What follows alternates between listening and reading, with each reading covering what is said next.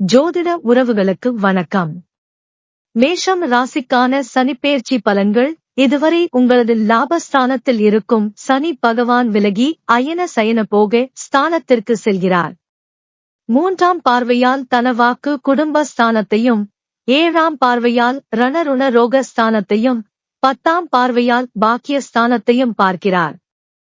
இந்த சனிப்பெயர்ச்சியில் கடும் குழப்பத்திற்கு பிறகு மனதில் தெளிவு பிறக்கும். திட்டமிடாமல் காரியங்களைச் செய்யும் போது அலைச்சல்கள் அதிகரிக்கும். மனதை ஒருமுகப்படுத்தி உழைக்கத் தொடங்குவீர்கள். மற்றவர்களின் மனதை துல்லியமாக அறிந்து கொள்வீர்கள்.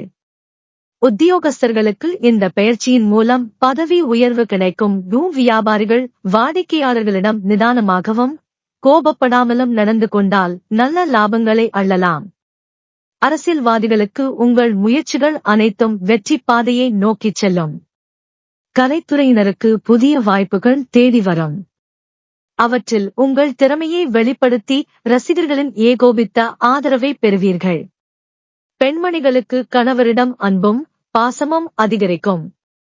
உறவினர்கள் உங்களை அனுசரித்துச் செல்வார்கள். மாணவ மணிகள் கல்வியிலும் விளையாட்டிலும் வெற்றி கொடி நாட்டுவீர்கள்.